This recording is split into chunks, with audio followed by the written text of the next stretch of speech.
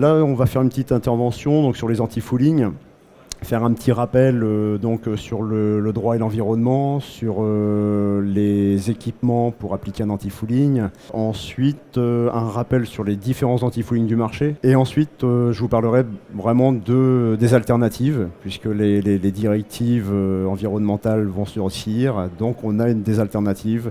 Et Ample a créé donc, un anti-fouling à base de silicone qui est sans biocide, sans cuivre, et qui demande un petit peu moins d'entretien. Voilà. Au sens de la législation des substances chimiques, un anti-fouling est une matière anti-salissure contenant des substances actives qu'on appelle biocides.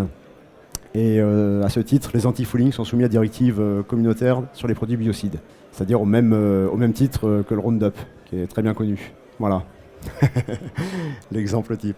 Donc cette directive existe depuis 1998 et a été mise à jour par le règlement européen de 2012 et s'attend à se durcir. À échéance, je pense, d'ici 2 ans, 2019, on aura quelque chose de très restrictif. Donc les détails de ce règlement sont consultables directement sur le site du développementdurable.gouv, la réglementation biocide. Et bon, c'est un petit peu lourd, mais ça peut être intéressant à consulter. Sécurité EPI, comme on est sur des produits donc biocides, forcément des produits un petit peu dangereux, il faut toujours porter des vêtements de protection appropriés pour une application d'un anti-fouling. Donc les vêtements de protection, ça va être bien sûr les gants, les lunettes, lire scrupuleusement tout ce qui est étiquette, fiches techniques. Donc bien sûr, ouvrir les récipients avec prudence, ne jamais manger, boire à l'endroit où l'on pratique l'application. Protection des yeux, les lunettes panoramiques, visière, les protections respiratoires, demi-masque avec masque jetable, filtre interchangeable, comme on est sur des produits quand même assez nocifs pour les voies respiratoires, filtre interchangeable, même si c'est appliqué dehors, voilà, c'est très important. Et ensuite, protection du corps, donc combinaison intégrale, lavable ou jetable, voilà. Alors, qu'est-ce que le fouling surtout? Voilà, le fouling, en fait, ça se traduit de l'anglais, bien sûr, qui signifie salissure. Donc les salissures se forment en plusieurs étapes. Au départ, on a un biofilm de micro-organismes. Et puis au fil du temps, donc un temps qui peut être court à long, mais on a en fait une formation de couches de différentes particules, bactéries, et ensuite pour arriver à ce qu'on appelle le macro-fouling. Voilà. Donc un bateau qui n'est pas protégé, on aura en fait ces couches successives qui vont s'accumuler et bien sûr très dur à nettoyer. Doit-on mettre un anti-fouling? Non, on n'est pas obligé de mettre un anti-fouling. Si un bateau, par exemple les bateaux d'exposition à flot pour un salon ne sont pas équipés, c'est des bateaux neufs, ne sont pas équipés d'anti-fouling puisqu'ils ne restent pas longtemps à l'eau. Des bateaux de régate, pas forcément utiles. Les bateaux sont sortis systématiquement après chaque régate. Ou des bateaux de petite sortie, bateaux transportables, vous passez une journée à l'eau, vous ressortez le bateau, voilà, ça ne nécessite pas forcément anti-fouling. Par contre, pour les autres bateaux qui restent à flot, qui sont au mouillage, là oui, un anti-fouling est plutôt conseillé, ça évite quand même d'avoir du fouling dessus et de modifier un peu le comportement du bateau. Donc comment on le choisit? On va le choisir par rapport à son type de bateau, donc bateau à moteur, voilier, grande vitesse de navigation, faible vitesse, grande vitesse, type de la carène aussi, carène planante, carène poussante. Voilà, donc il y a plein d'éléments. La zone géographique de mouillage, la législation sur la protection en fait, de l'environnement en vigueur dans la zone d'application du produit, c'est-à-dire le bassin d'Arcachon, le golfe du Morbihan. Ils ont des restrictions d'utilisation, ça peut être vraiment local. On peut avoir des restrictions locales. Voilà, l'île de Ré, voilà, il y a quand même différentes zones où il y a des restrictions locales.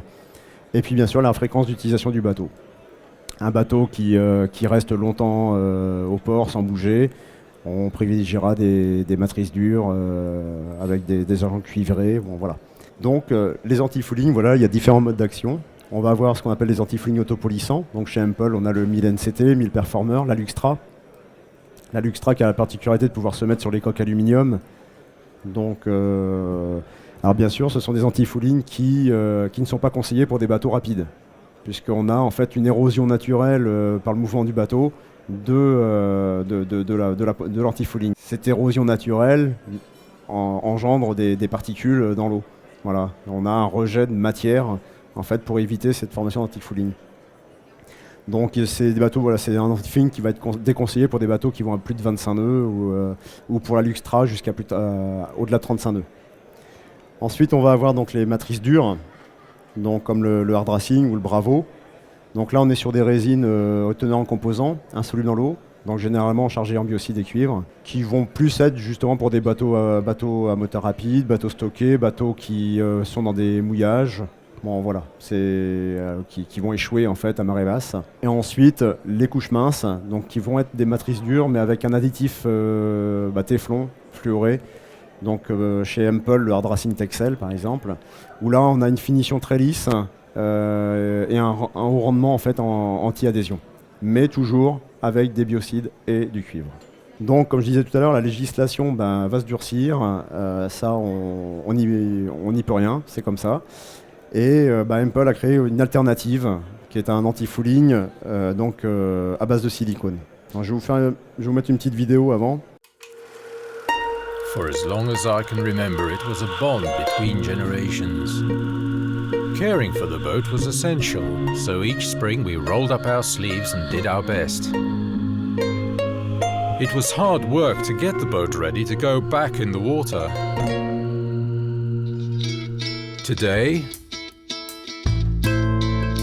I'm watching my son and his daughter cleaning the boat so easily.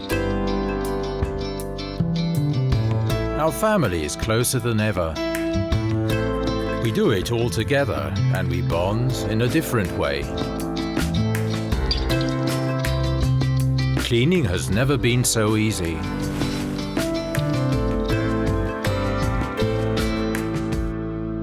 Silicone fouling release from Hempel. Alors le silicone, pourquoi? Qu'est-ce que c'est déjà comme anti-fouling? Donc en fait ça reste une peinture sous-marine anti-fouling, donc à base de silicone et d'hydrogel. En fait l'hydrogel c'est cette surface, donc c'est vraiment une micro-surface quasiment invisible qui va créer un espace en fait entre la coque et l'eau, et les micro-organismes en fait ça va simuler une surface rigide. Les micro-organismes vont quand même venir, ça va créer une couche gras, mais cette couche grasse en fait n'est pas adhérente. Donc avec le mouvement du bateau, les micro-organismes partent. Voilà. C'est vraiment le principe, on est sur une surface vraiment anti-adhésive. Le principe c'est celui-ci. Après, contrairement, c'est vrai le gros avantage c'est qu'on ne va pas avoir de biocide et pas de cuivre. On est sur une matière neutre après application. Après polymérisation, on est sur quelque chose qui n'a aucun rejet. Donc la différence de coût au départ, on va avoir une différence de coût, c'est sûr, puisque l'application demande un petit peu de contraintes, c'est-à-dire qu'on va avoir sur une coque neuve, application d'un primaire époxy, comme n'importe quel anti-fouling, mais une couche intermédiaire, en fait ce qu'on appelle T-coat, une couche intermédiaire pour pouvoir mettre donc qui est déjà siliconé et qui va permettre l'adhésion en fait de l'anti-fouling sur l'époxy. Voilà. Donc c'est-à-dire qu'on passe sur un système à 4 couches à la première application. Par contre, le gain il va se faire au bout de la deuxième année, où on va sortir le bateau pour le carénage, pour le changement des anodes. Et là, en fait, on retrouve ce qu'on a vu dans la vidéo. On sort le bateau, on passe un coup de jet d'eau au nettoyeur haute pression, un coup d'éponge, on remet le bateau à l'eau. S'il y a des surfaces un petit peu abîmées, on met un coup de ponçage, on peut réappliquer soit un peu de T-coat, soit un peu de silicone, mais on remettra le bateau à l'eau. Il n'y a pas besoin de surcoucher. Le produit est stable, voilà, pour un bateau qui est resté à flot. Si le bateau est sorti de l'eau, plus d'un mois, là on est obligé de resurcoucher on est obligé de surcoucher d'une seule couche avant la mise à l'eau. Le produit se neutralise au bout d'un mois en extérieur.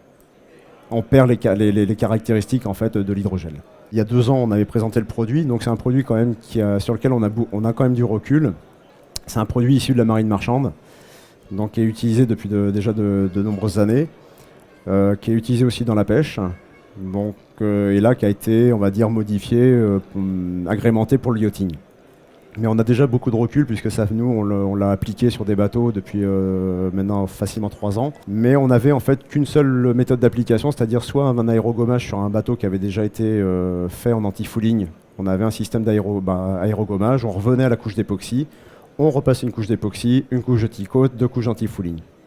Grande nouveauté 2017, c'est un anti-fouling qui est encore de bonne qualité, mais sur lequel en fait on ne veut pas aérogommer pour arriver à l'époxy. On va le poncer On va arriver sur une surface saine, même avec de l'antifouling, et on passera le Silixil, en fait, qui est un primaire époxy aussi, mais qui lui adhère sur l'antifouling existant. Donc Silixil, après on repart sur le T-coat et 2 couches d'antifouling silicone.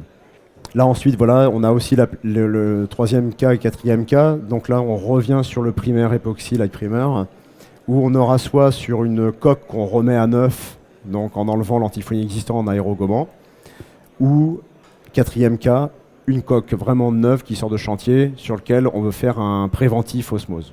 Voilà, où là on va appliquer 4 à 5 couches de light primer pour vraiment faire une barrière époxy préventive. Nouveauté aussi cette année, par exemple, on a fait donc un kit pour hélice, donc ça reste le même produit, par contre en conditionnement de 0,350 ml, donc ce qui fait qu'on a une capacité à faire une hélice, ou alors pour réparer des dommages sur la carène. Alors, je vais vous montrer une petite vidéo là, de l'application.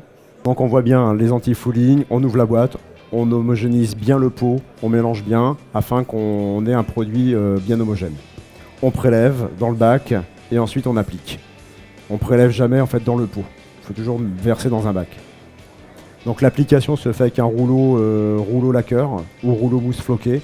Voilà, et ce qui fait qu'on a une couche vraiment très lisse. C'est un produit qui ne se dilue pas. Il est vraiment liquide, hein, très liquide.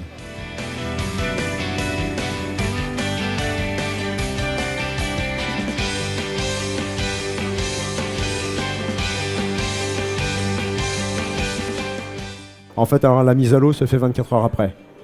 On applique l'antifouling 24 heures après mise à l'eau. Voilà, on a quand même un délai de mise à l'eau.